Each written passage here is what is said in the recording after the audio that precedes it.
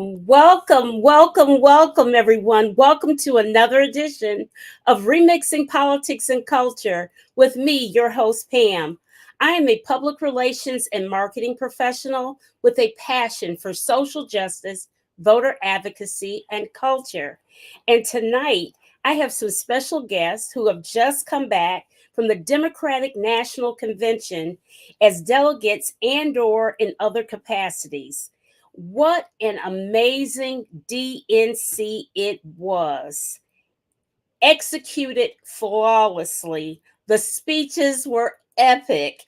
I really don't have enough superlatives to describe how I thought the DNC went. But especially when you consider that Vice President Harris had only been our presidential Democratic candidate for less than a month. Okay. Not only that, I just read that VP Kamala Harris has raised a record $540 million since she topped the Democratic ticket a month ago. Yet, despite all of these overwhelmingly powerful news and excitement and enthusiasm, we know, unfortunately, that this race will be a close one. My guests tonight are going to share their experiences at the DNC and what we're going to do and what we're going to discuss, what all of us must do beyond being excited and enthusiastic. All right, so up first, I have Satana DeBerry. She is the elected district attorney for Durham County, North Carolina.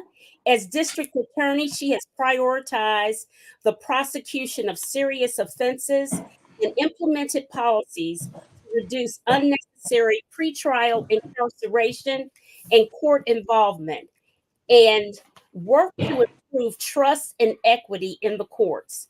Throughout her career, DeBerry has worked to dismantle systems that restrict the lives of poor people, families, communities of color, and other marginalized groups. She is the recipient of the North Carolina Justice Center's 2020 Defender of Justice Award for litigation and several other awards. Welcome back to the show, DA Satana DeBerry. I'm glad to be here, Pam. Always a pleasure. Oh, I'm always happy to have you. And you always say yes to me. Thank you. Thank you so much. Next up, I have Troy Dante Presswood. Troy is a community architect, change agent, and award-winning CEO of the Prestwood Group, a media consultancy located in Washington, D.C. With his expertise in communication, marketing, and political campaigns, Troy has led local and national initiatives in healthcare, education, and electoral politics. He is a tireless advocate for DC statehood and is a former three-term elected official. I remember when you ran your first time. Troy is a frequent guest on local and national news outlets, providing expert political and social analysis on news events. Welcome to the show, Troy. So glad to be here with you. Thanks for the invitation. Absolutely. And last but not least, Aprill, I need you to cut your camera on. Okay. And last but not least, we have Aprill Turner. Aprill is the Vice President of Communications and External Affairs for Higher Heights for America. It is the political home for Black women, where she works to harness the collective organizing power of Black women from the voting booth to elected office. Prior to this role, Aprill served as VP of Communications for the Campaign for Youth Justice, where she led media strategy to elevate the issue of prosecuting youth in adult criminal court. Aprill is also the founder of Turner Communications, LLC, where she was able to practice public relations with a purpose by advocating and advancing worthy causes. Aprill has worked on Capitol Hill in a variety of media capacities, including press advisor to to House Speaker Nancy Pelosi. Welcome to the show, Aprill. Thank you so much, Pam. Absolutely, absolutely. I'm so excited to have all of you guys. And Aprill and Dante know each other because we all know each other from NABJ. But Satana DeBerry, guys, she is somebody to watch. Don't be surprised if you see her on a national stage somewhere or in somebody's administration nationally. But I don't know. We'll have to take her. She'll be kicking and screaming to leave us. She is dynamic. Okay, so this question is for each of you, and I'm going to do a round robin with Satana being first, Troy, and then Aprill. Okay, Satana, tell us what your DNC experience was like, and what was your number one takeaway from that experience? Wow, it was the experience of a lifetime. I had not had any intention of going to DNC this year, but when Kamala became the nominee, I said there was no way I was going to miss it. Mhm. And so I went on the wing in a prayer and I had no credentials, no way in. Turned out I got credentials for every night and ended up being in the place every evening. And so it was amazing and an amazing experience that I wouldn't trade for anything. And what was my biggest takeaway? My biggest takeaway was that there was a lot of hope and enthusiasm in the room, and people understand that this is not going to be easy, that they're going to have to work hard. That is the thing that I heard from everybody, that they were excited to have her as a nominee, but they knew that they had to go home and work for the next 70 something days to make sure that we put her in the White House. Okay. All right. Troy, you next.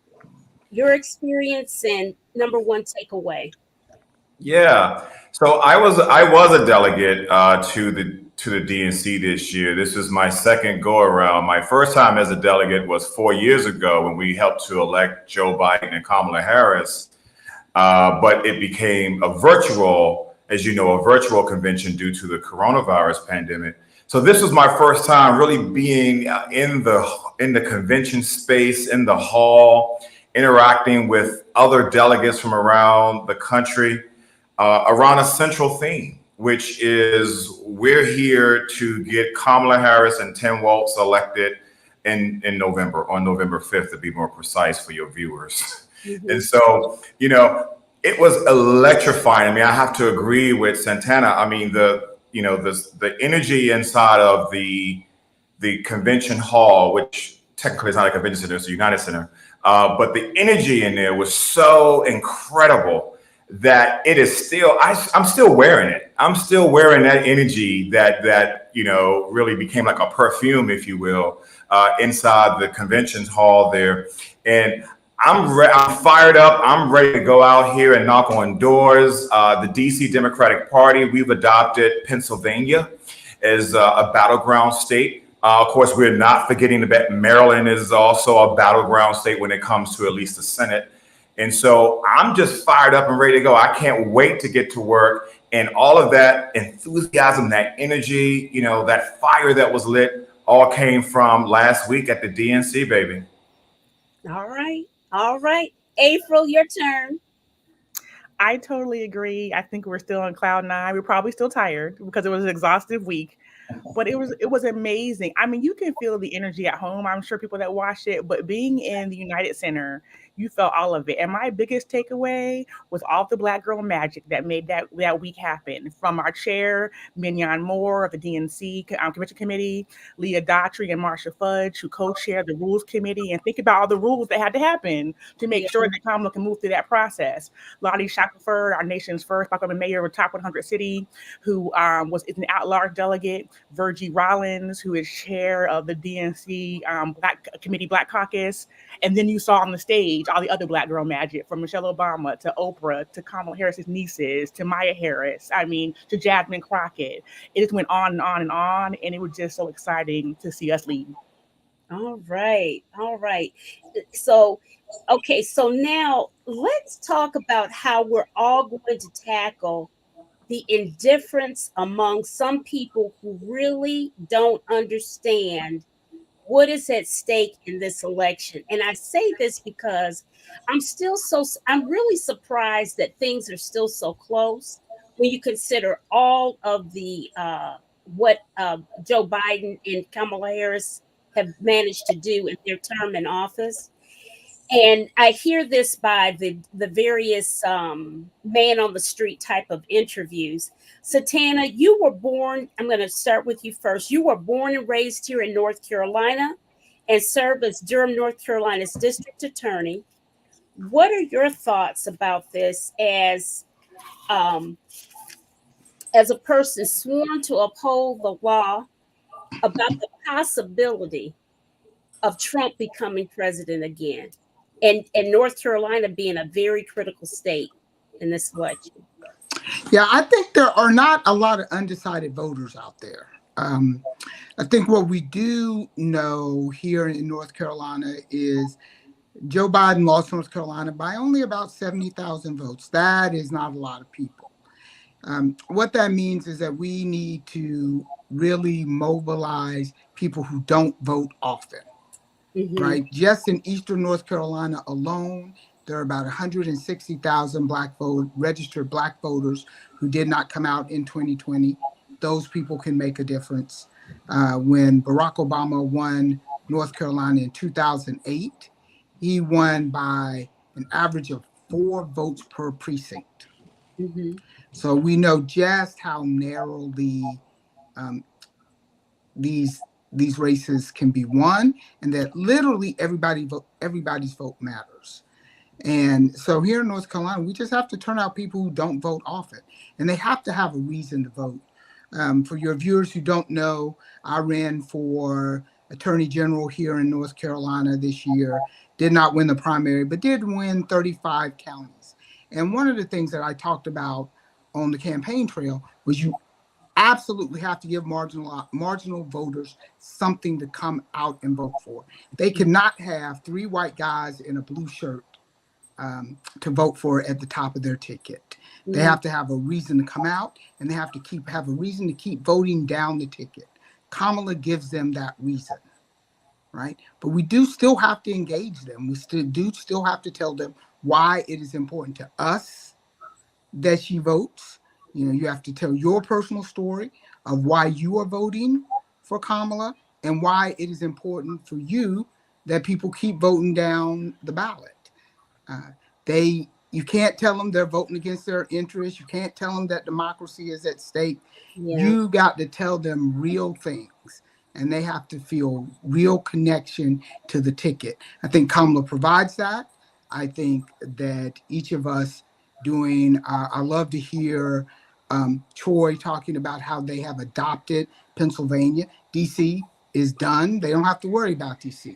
They don't necessarily have to worry about Maryland. Although I am hoping that they come out for my girl Angela Also Brooks, my soror,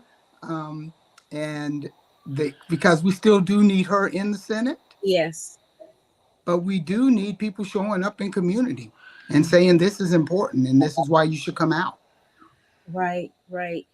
Troy, you next. Your thoughts on what's at stake if Trump were to get back in office? You know, there was a line said at the convention that continues to resonate with me, and it was about, I'm sorry, I just lost some light up in here, but I'll get it later. But it was, you know, like when you get a cell phone or when you sign up for some new service, it comes with terms and conditions, right? Mm-hmm. And those terms and conditions, most of us don't read them. We scroll through, hurry up, get to the bottom so we can accept, and then we can get about whatever we were there to get about. Yeah. The terms and conditions for a Trump presidency is pretty clear. It's already laid out in the Project 2025 book that is out there, you know, and so they were able to manage to bring that to the convention stage to make sure people understood what was at stake. And that's what's at stake. We're talking about reproductive freedom. Well, I would say freedom is at stake, right? So what does that look like? Start with reproductive freedom. Talk about the freedom to vote, the freedom to love who you love, the freedom to choose. And then, for us here in the District of Columbia, we think about the freedom of the 700,000 people who do not have full voting representation in the U.S. House or the Senate. And so freedom and democracy is at stake here. And I know, just hearing what Santana said, I know that doesn't resonate with the sister down the street who got, a couple of kids and she's just trying to make it through. I get that. It doesn't resonate with the man who is trying to, provide for his family, working at the local, fast food joint. I get that. And so how do we make those big ideals, democracy and freedom, how do we translate that down to those people, to the people who are ordinary Americans who can vote, but sometimes choose not to because they're either tired of the same thing that we've been seeing, which I think is to another point that Santana made, or they don't see what's in it for them. So that's really the job of the next 70 plus days for those of us who love freedom and democracy, is to help those who may not quite be able to connect those two ideals, those two concepts to each other, and to help them understand that what freedom looks like. Again, reproductive rights is pretty clear, right? But then also, what do we mean when we say the right to vote? What do we mean by that in terms of where you live and your voice, how that doesn't matter anymore if you lose it? So it's a matter of, for me at least, it's about trying to make the connection to, to our everyday life. And I'm going to continue to hammer away at that until, it's nothing else left. Mm-hmm. All right. Aprill? I totally agree with my colleagues. I haven't had a chance to say hi to Satana. We know Satana at Higher Heights, so good to see you, sister. And there's just so much on the ballot. There's definitely, they laid it out correctly. Like there's so much that us to think about as far as Donald Trump, but our everyday lives and our state level and our local levels are so important. And for us to, as Michelle Obama said, do something. Get out and have these conversations with people and to be able to talk about what's at stake for them over the next something days as to why they should go and make sure they vote. Not only to make sure that he does not see the White House again. I think during the convention that Barack Obama did a great job laying out that case about his part 2 or his remake is like, it's not going to get any better. The sequel.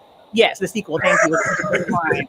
And to think about exactly right. In Maryland, we do want to elect an Angela Ossobrooks, and in Delaware, Lisa Blunt Rochester. And to remind people, in the history of this country, Black women have only been in the Senate for 11 years. Think about that. We're over 250 years old. Only 11 years had a Black woman's voice represent us in that body.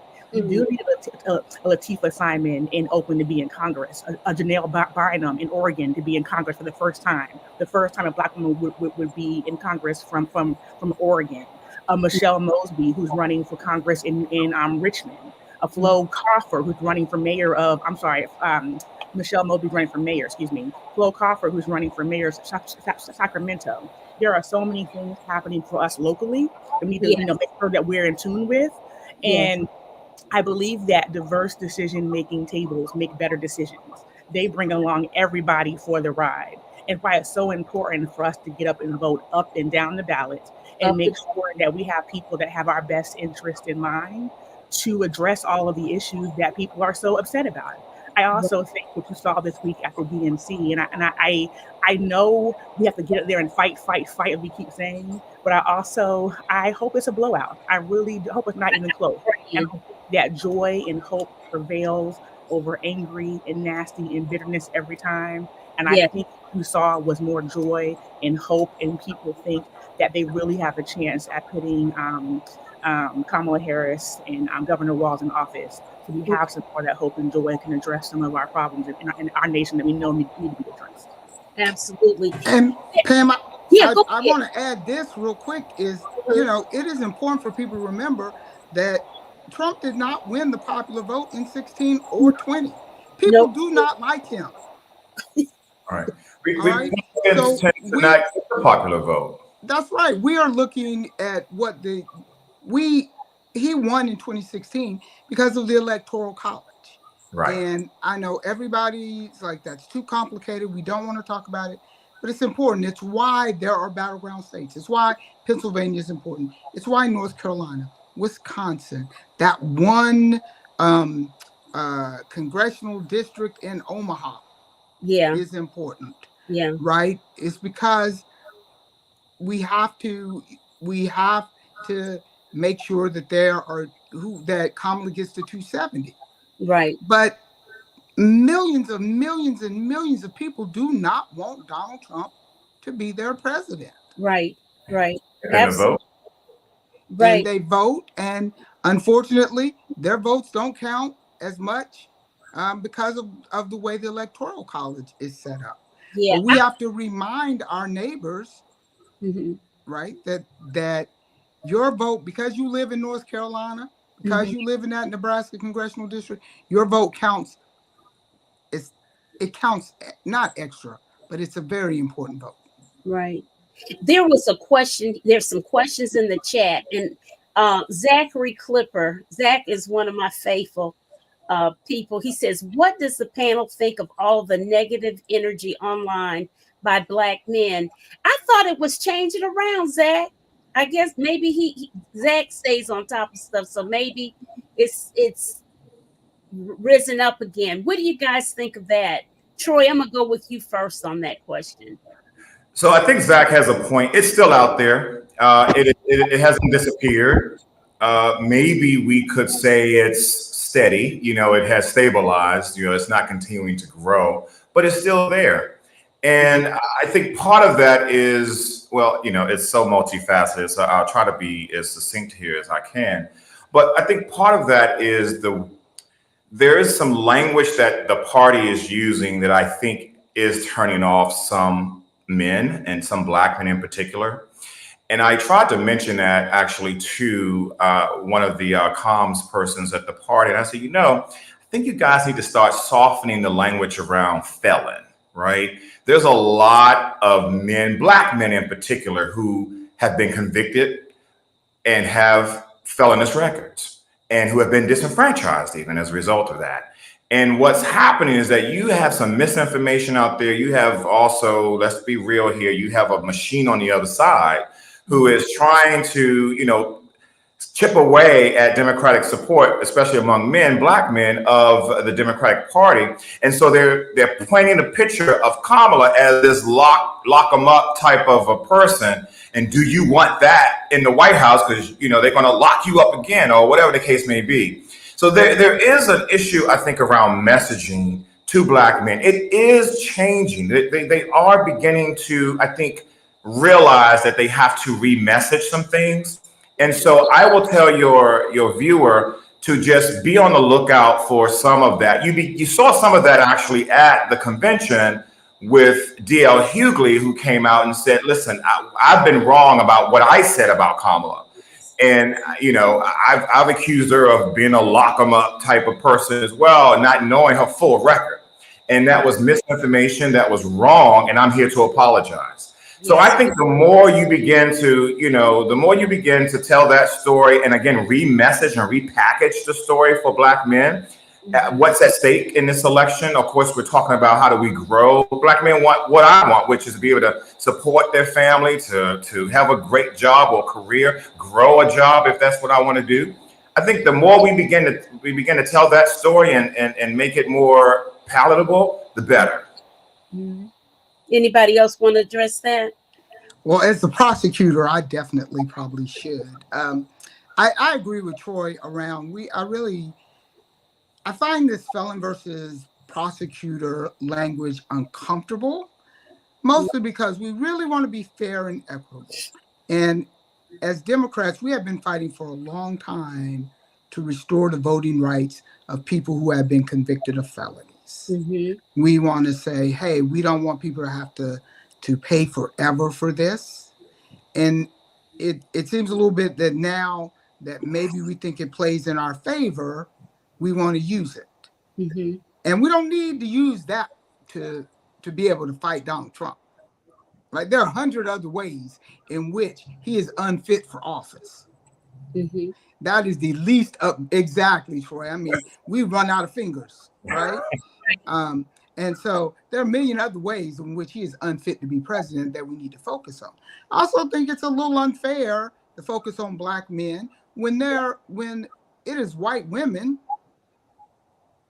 who put him in office to start with. Girl, don't even get us started on that one. Yeah. And that those are the folks who need to have, they need to be having conversations with each other. Mm-hmm. And they are having them. I appreciate those white women for Kamala calls where folks like Glenn and Doyle get on and say, hey, it's our turn to acknowledge that what we've done and step up. Yeah. But, so let's not put it on black men like if they don't show up for Kamala, that'll be the reason things don't go well. That won't be the reason things don't go well. And I do want to say one more thing about DL making the apology on national television. I also saw Dave Chappelle there at the DNC. And these guys are comedians, and they have used Kamala as the brunt of jokes for a while. And I think, and we have really seen a change in them, I think, because they before have been defensive about that. They're like, well, I'm a comedian. I'm just making jokes. But they see that people listen to those jokes. Yes. And now they're like, let me take a step back. Because again, there are 100 other things I can make a joke about. But this shouldn't be one of them. Right. There was another April, did you have anything you wanted to add or no? Just really quickly, yeah, I think Satana hit the nail on the head. And I do think that Kamala Harris has made a concerted effort toward Black men. I do think it's changing. You did see many of the influencers there that during the DNC that she has made outreach to, invited to the residents, and we haven't gotten Charlemagne yet. That's the different story. But yeah. I totally agree. You don't need him. Whenever this conversation comes around, I want us to focus on white women as well. Because Satana hit every point. I'm having trouble dropping in the chat. I want to share with the audience an article that came out today about women vote and how it's something to really look at as we think about how do we get Kamala Harris over the finish line on November 5th. And this is a voting bloc that consistently has put Trump in office and supported him. And I do think we need to look at that very, very carefully. Right. There was another excellent question here in the chat from Renee Shaw. Renee is a faithful friend of mine. What do the panelists think about the missed opportunity for the DNC convention to have a Palestinian guest speaker or representation? And how can we correct this situation? That very dicey, delicate, spicy situation. Who wants to tackle that first? April? We're like, I'll jump in at once. I'll be honest. I got back yesterday and I literally was living DNC, living in the moment, living all the things. And I watched the news and I said, I didn't realize this perspective, that this was, I didn't have a chance to take it in while I was there. We do know that Democratic convention, it was a masterfully produced event. Everything had this very specific purpose and there was an agenda that they were trying to reach. So I don't have a lot of commentary on it because I'm just realizing that it happened when I got back. But I do think it's an interesting thing to say, hey, great convention, great roll call, great all these things, but you missed this one thing that might be a problem for you. Troy? I think it's fair to say that we missed an opportunity there to speak to it. But I will say that the vice president did speak to what was happening there in the Middle East with a force and a gravitas I don't think I have heard anyone do since. And she put that in her acceptance speech. But to have a separate speaker, sure, that would have been great. I think, to April's point, the producers just didn't want to go there. They wanted to keep it at a certain, vibration. And they likely felt that if you were to bring in a Palestinian, then you need to also bring in someone from Israel. And then you're going to have the back and forth and then the pitting of the two and all of that. So to avoid all of that, you just leave them both off. I did, however, see violent protests that went on. In fact, there was, I think, a hunger strike. I met a young man. I moderated a panel while I was at the DNC off-site. But I met him just in passing. I said, "Oh, you must be a delegate." He said, "Yeah, he's from Texas." And he said, "Yeah, we're doing this thing for Palestine or for Gaza. We would love for you to come be a part of it." And I said, "Well, I took the information and thanked them." But I saw he was part of that group that had a hunger strike, and they led them into the convention hall on the final night, and they continued their silent protest. So they did allow for opportunities for protest, but you did not hear from the stage, which I think is what your viewer was talking about. And was it a missed opportunity? Sure. Okay. There's more commentary. Let's see. For all the social media shortcomings. Blah, blah, blah, blah. Even without, we lived through 4 years of a Trump presidency. Only a fool would sign up for more. Okay, that's just a comment. I'm like, Highland Trees, I agree. Terms and conditions in the Project 25. Okay. Do we get to diverse showcasing Black jobs and baby boomers speak? Did the DNC's diversity jeopardize white middle America voting expectation? That's an interesting question. You think who wants to take that? I'll take it because first of all, I think there's an assumption that rural America is only full of white people. It is not. I was born and raised in the rural South. You know, my people are still there. And so they, have the same economic concerns. It was very Black, culturally Black now. There's no doubt about that. And especially coming on the heels of a diasporic Olympics, it had the same kind of feel, the same kind of black is cool feel. The culture is, it was the culture, right? There's a lot of the culture in it. And, number one song on the country charts is a Shabuzi. So American culture is Black culture. Yes, it is. So there's that part. So I will say, I think American culture is Black culture. I don't think it was too Black. On the other hand, I say this a lot. Some of those white people, they are gone. They're not coming back.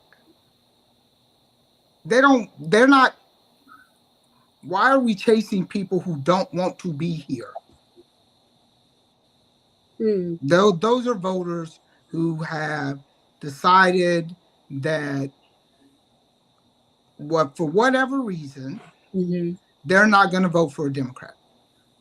Okay. And you can see it because if you ask somebody what makes a good neighbor, who they'd want living next to them, and they gave you all the characteristics, it would be the exact opposite of not just Donald Trump. Here in North Carolina, we have Mark Robinson and Dan Bishop running for governor and attorney general. Those are two of the meanest, nastiest people on the planet. I know. North Carolina's got some real issues, y'all. Woo, but even further down the ballot, right? We have school board, we have nasty people running for school board, mean people running for the legislature, and they continue to vote for him because the party has become part of their identity and not part of the issues. And I think the way we win and the way we, again, bring in those infrequent voters is to talk about the things that Americans care about. And they care about their pocketbooks, they care about their kids, they care about their own futures.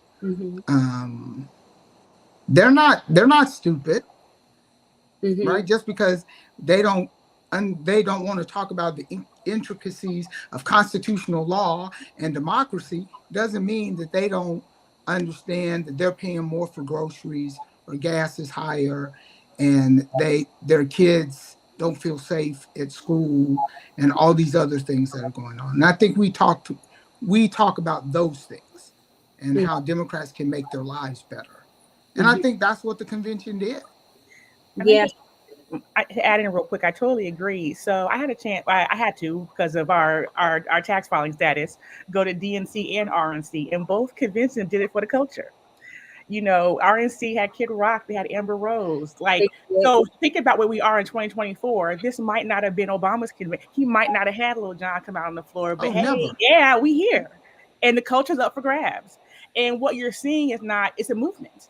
what you're seeing is this Black woman who has been in office for 3.5 years, who has gotten been attacked by misinformation, got negative press. Where is she? We don't see her. All of a sudden, you're seeing her get covered that she hasn't been getting in the last 3.5 years. You're seeing social media take on and being like, yeah, her theme song is a Beyonce song. So the fact that they're leaning into the culture, because the culture before a month ago was like, we don't want to vote.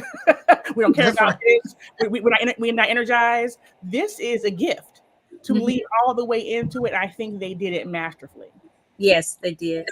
I just want to quickly add that, yes, Black culture diversity is our strength. It is not a weakness. And so I think if they're in rural America or they're in urban and suburban, communities, if you are threatened by a diverse party, then it's not the party for you. I do think you still go after voters, Santana. I do, I'm willing to go where you might think you shouldn't go, even if it's just to run up, to just get something, to chisel away at something, right?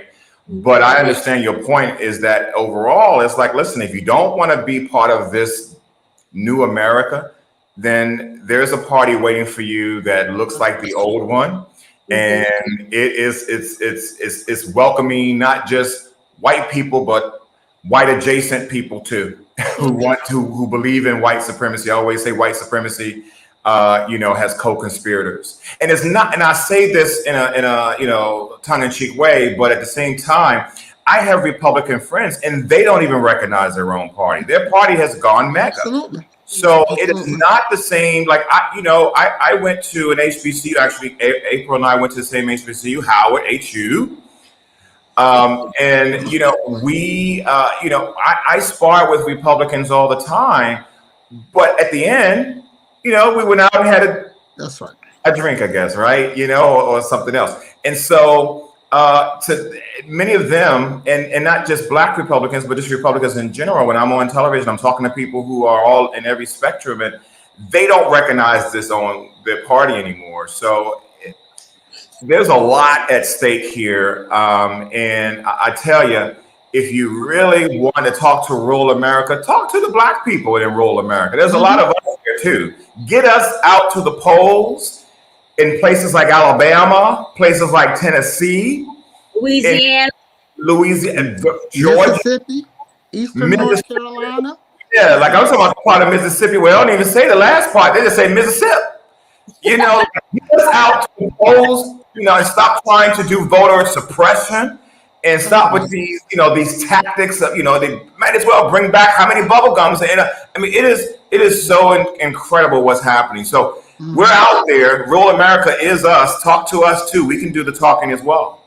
Right. Absolutely. Let's see here. Judy asks, how does the panel think the anti-Harris, Willie Horton type ads featuring Latinos should be addressed? This strategy helped to sink Dukakis in 1988. I don't know if I've seen that ad yet. It's like I would have, or I might have just ignored it. Who wants to take that on? Aprill, you want to take that? I haven't seen it yet either, but I think to the point that Judy's making, we've been here before, right? We feel it's such fragile ground. The Dukakis race that she's talking about, he went into his convention on a high and lost 17 points after all of this stuff happened, these ads happened.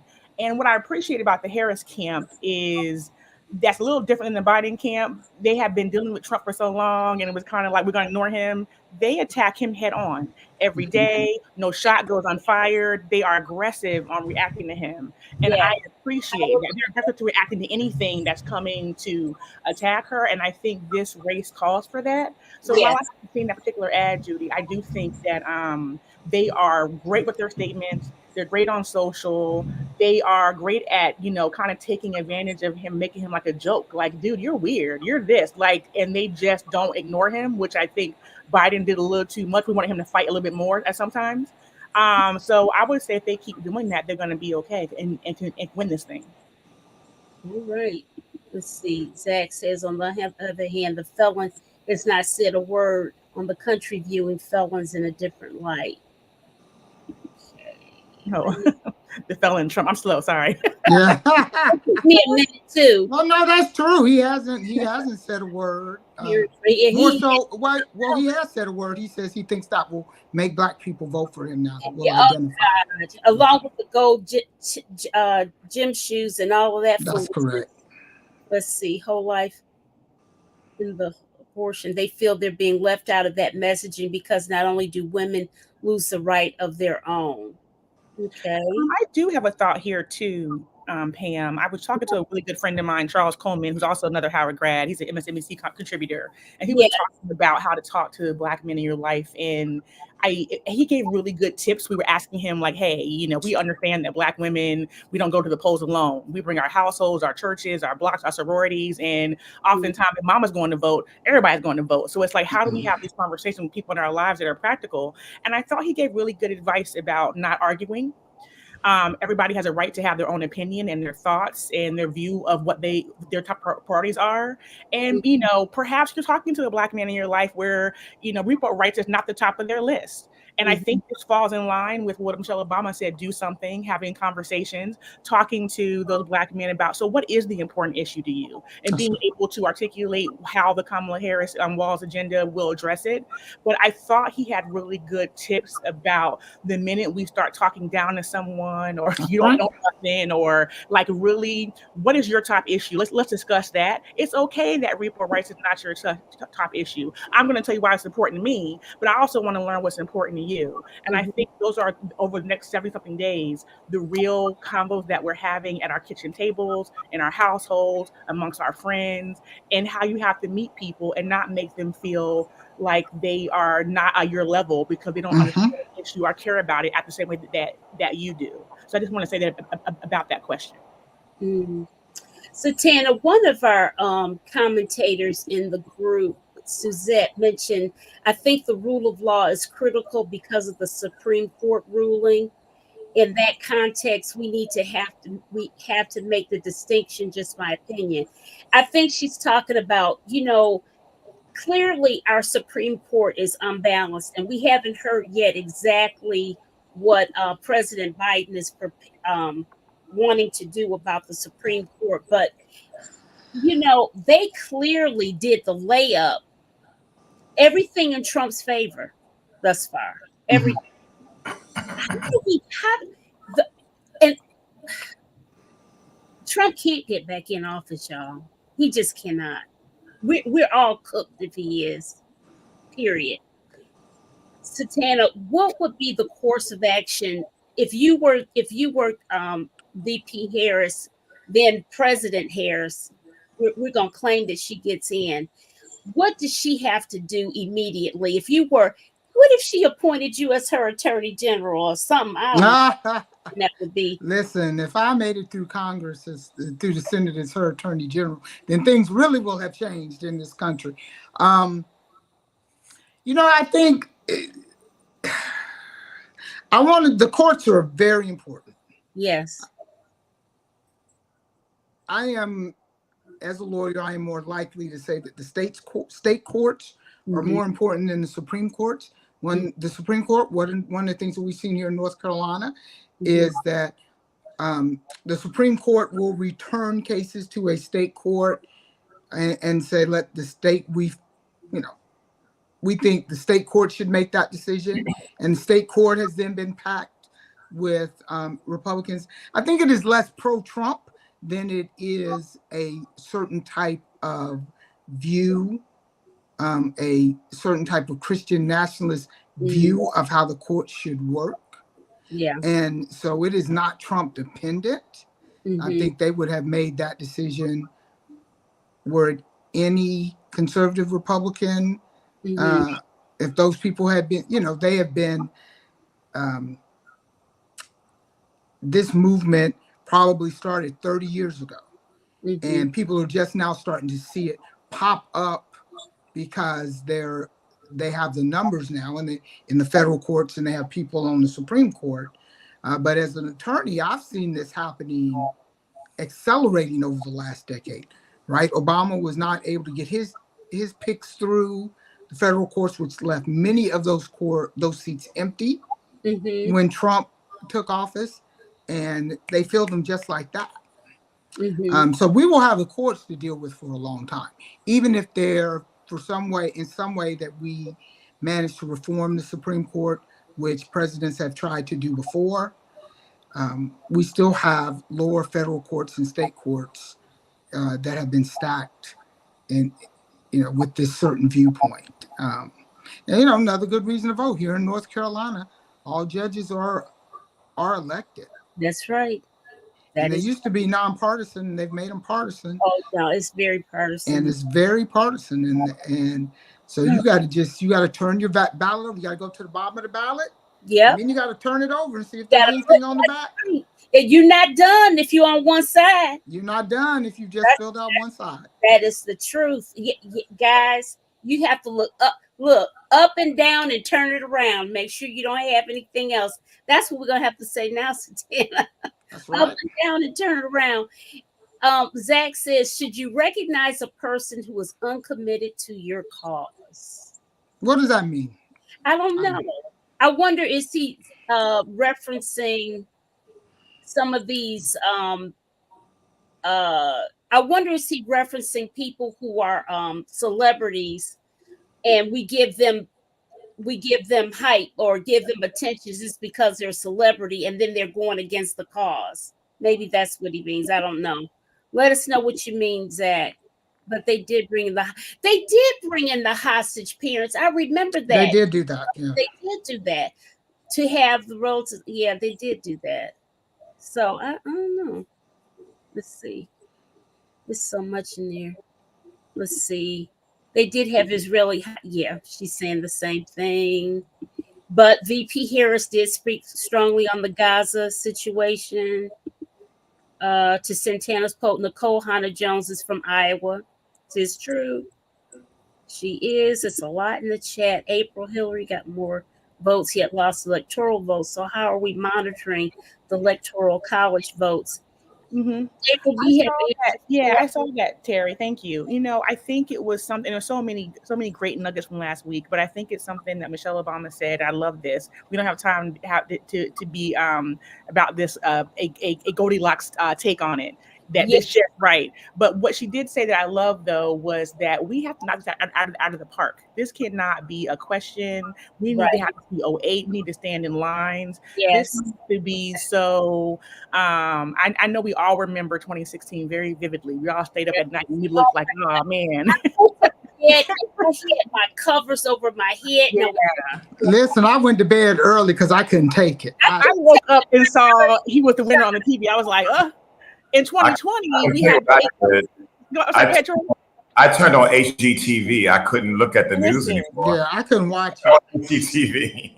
In 2020, though, we had to wait a little bit. I actually stopped watching TV for a second, and me and a friend were out shopping, and I was like, oh, they finally called this race.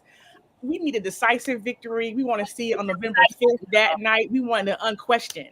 This is not enough electoral votes and popular votes. This is it. So I think it needs to happen, and we need to approach it that way. Let's go vote so hard that there's no question. Let me get a get nerdy for a minute because that's who I am.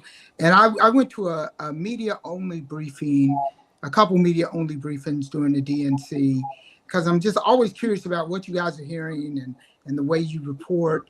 And I heard some really interesting things about the Electoral College and the pathway and polling. And one of the things that they were talking about was when Joe Biden was in the race, he really only had one pathway to victory. He had to win Pennsylvania. Everything else was in that congressional district in Nebraska, and everything else was off the board for him. It seems that Kamala has put North Carolina back in play. She's put Georgia back in play. She's put Nevada back in play. Arizona back in play. So she has 4 to 7 paths to victory that didn't exist before, and Trump's paths to victory have shrunk.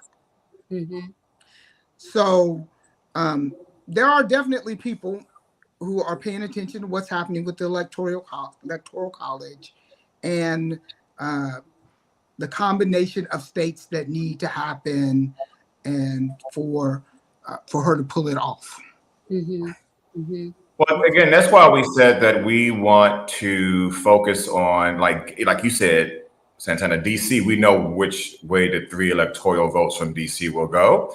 So that means that gives us an opportunity to help push Pennsylvania over the edge, right? That gives us a chance to do some work in North Carolina. We did that back in 2020. Didn't quite pay off, but, we at least tried there. And so the way we win, we know the way we win the presidency is through the Electoral College. And so we can't get bamboozled. We can't get gaslit. We can't, start thinking, well, we want Electoral College reform. Listen, this is not the time to have that conversation. We can have that conversation afterwards. But right now, let's win at the game that they have rigged for us to win in. And so we have to do the things that are necessary to get those states to the majority for the Democratic side so that we can pick up those electoral votes. That's how you win in this game. And so I hope that the viewers who are watching this hear my voice, get engaged in a place. If your state is blue, solidly blue, then reach out to your party and ask them, what are we doing? Are we working with another state? How can we work with another state to help them with their electoral process there?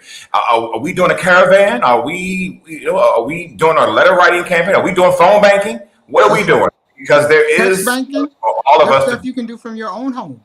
Yes. This is an interesting question from Deb Carter. What do the panelists think about Kennedy endorsing Trump and how it may affect the Democratic vote? Who wants to take that first? Yeah, I saw that. I'll just say quickly, I think he's been a threat, but I think his campaign lost so much momentum. And I was like, okay. I feel that way. I mean, I could be wrong, but he turned out to be a big nothing burger. I'll put it that way. So he gave up because he was like, what else can I do? And you go and be with him. Y'all good luck. She's going to be both of y'all. Is what I have to say about that. Here's my sound effect. Wah, wah. Who cares? He was closer to Trump ideology anyway than he was to the Democratic Party. I mean, my God, how does someone who is part of a political dynasty that helped to really reinvigorate the new Democratic Party sink so low? So, yeah, womp womp. When you say closer to his ideology, do you mean weird? Because he is definitely that. And I will add, the way the family issue statements to denounce him are, to me, hilarious. When he first ran, they were like, the family says no. And it was just hilarious. That was funny. When the bear story came out, I was done. Because first it was the worm ate his brain and then the bear, and I was done. Yeah. I was completely. Well, and then, there's also this story about, there's this picture of him and his girlfriend where he's wearing a Black is Beautiful button from like the early 70s. Who did that? Kennedy, RFK Jr. And when the photographer asked him why he was wearing the Black is Beautiful button, he pointed to his girlfriend whose name was Emily Black.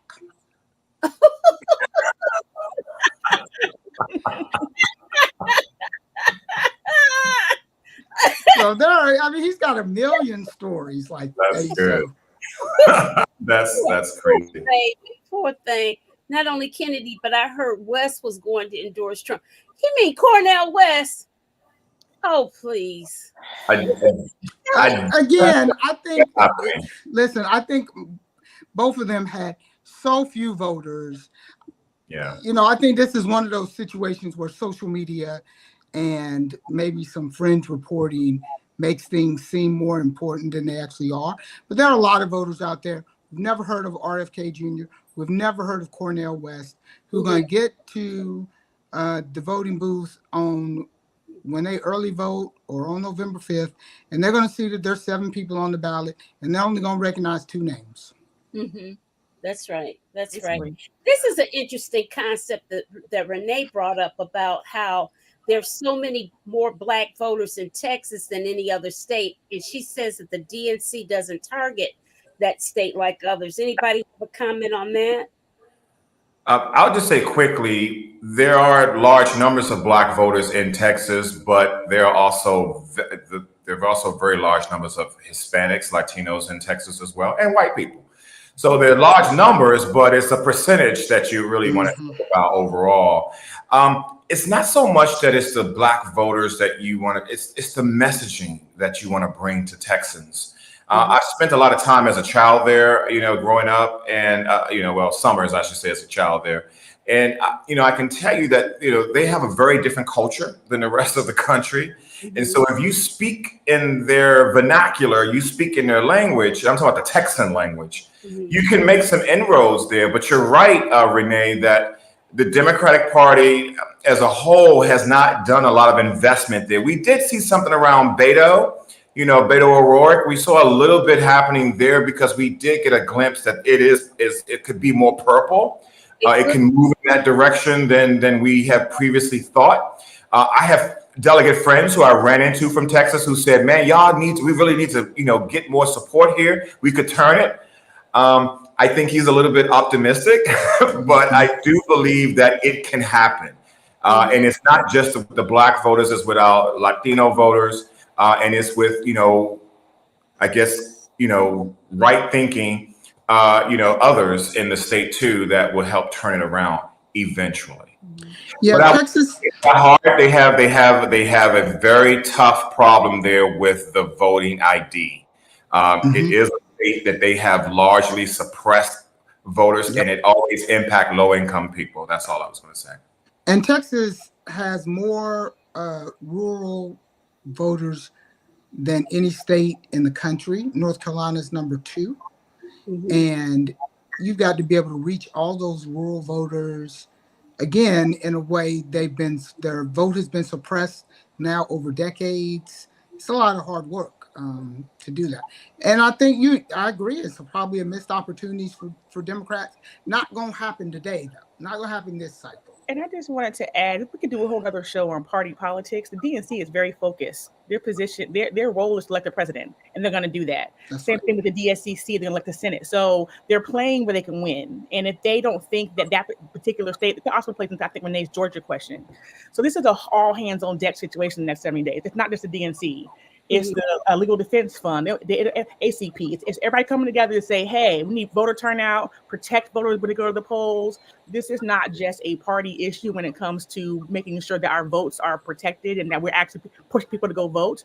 This is all the big organizations coming together to say, hey, we're going to come in and put all our power behind these states where people have voter disenfranchisement. We need to get voter turnout up. So I don't want to just focus on the party. They have a very specific focus that they're working on, but it's really going to take all hands to come together. All these groups that invest in voting. That's right. Unions. That's right. Everybody who can drive out voters, they've got to drive them out.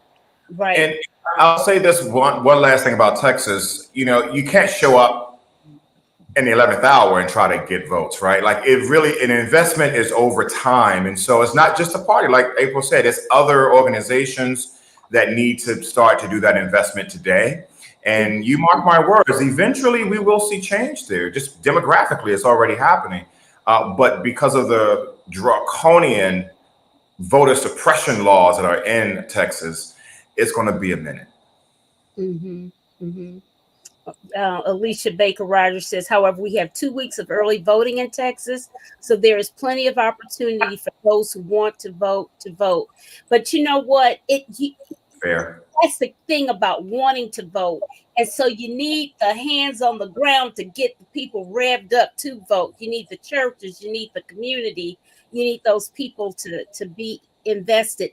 April, I've got to ask you this question. I've been dying to know. Higher Heights for America sponsored an event there at the DNC, the Shirley Chisholm Effect. Please, please, please share with us what that was like. What was that about? That midnight brunch you guys gave. Yes, we did 2 events at DNC. We did a Shirley Chisholm brunch, midnight brunch on Wednesday night. So that was originally her night. We were all in, and a month ago we said, oh no, she's the candidate. So we had to change things around. But our, Shirley Chisholm is important to us. She's important to all of us. And she is the catalyst that lit this moment. She dared to believe and dream that she can run for president, and she didn't make it, but she is what sparked this moment. So we wanted to honor her that night, and we had a glorious time in a beautiful venue in Chicago. Chicago, and then the next night we had a Madam V President after party. And our point is, for those with the DNC, I know Satana and Troy and I were blessed to get credentials, but everybody couldn't get in. So we wanted to create a space people can come together in community, have a watch party, be in the city, in the moment, be together, and be able to do these things. And it was amazing. And we were just so happy to be able to honor on Wednesday evening Shirley Chisholm, because she is the momentum behind this moment. Yes, she is. Yes, she most certainly is. Any last parting thoughts? Oh, one thing somebody in the audience said, everyone needs to make sure that they are still registered. And that includes us in North Kakalaki too, especially because we got a lieutenant governor who's running for governor who's worse than Trump. And so we really have to, we gotta be on the case. Yeah. Let's see. All right. Yeah. Well, I have two pieces of advice. Mm-hmm. Vote your whole ballot, turn your ballot over. Yep. Second thing is, I echo what Troy says, call your local party, find out ways you can get involved. There is literally something to do every day for the next 70 something days. You can do something, and you can be part of this. Mm-hmm. Mm-hmm. All right. All right. I would just add very quickly, just that keep your eyes on the prize. Okay. Mm-hmm. 70 plus days are left. Like Michelle Obama, our forever first lady, like what she said, do something. There is something for all of us to do in the next 70 plus days to get Kamala Harris and Governor Tim Walz elected. Now, keep in mind, on election night, November 5th, we may not get all the numbers in that night. Some states, we're now, a lot of states don't have to worry about the District of Columbia, even though we do it as well, but we do mail-in ballots. And so people can actually drop off a ballot in the mail and it can get there the next few days. So in some of these battleground states, we may not have a clear victory on the 5th. Just don't let them gaslight you like they tried to do 4 years ago. If you know you got your people out to the polls and everybody is there, just let the numbers be counted. They're going to count them, and then we're going to see where the chips fall. So just be prepared for that, because they're going to try to gaslight you. And the last thing I'm going to say is they're going to come for Black women. They're going to come for Kamala, which means they're going to come for Black women. Be prepared for the nastiness that is about to explode coming from the other side and from their surrogates. Do not be dismayed by it. Do not be discouraged by it. It is part of the machine that's trying to break you and break us. Do not fall for it. Just know that, again, if you keep your eyes on the prize, November 5th is the last day to vote. Mm-hmm. And bring somebody with you, get involved in your party. We're going to win this. I feel that energy in that room I'm still wearing it. It's like a sweet perfume, a sweet fragrance. And if there's anything like what it was there, I know it will translate to what we need to do on the ground. Yeah. And guys, please share this video, because everything that we try to do here is try to educate people on something to keep the momentum going, because information is power. Don't assume that all of us know everything, or, they probably heard that already. Everybody doesn't listen to the news. That's half the reason. That is part of the reason why I even started doing this, just to educate people a lot of people don't listen to the news or read the news or anything else, but they will listen to peer-to-peer type of things. So share this video widely. Share it, please. Anybody else have any other parting words? Vote early. That way you don't have to, if you hit by a bus, your vote still counts. April. I agree with everything that Troy and Satana said, especially Troy. They are coming. We know their playbook. And you're about to see misinformation and disinformation in ways that you have not seen before. Make sure that you have trusted, reliable places to get your information from. Not only that you know what's going on, but you can also combat it when you hear it and see it and tell other people. That's right. That's right. That's right. Absolutely. Absolutely. Listen, guys, thank you so much for participating in the chat. There's so much going on in the chat.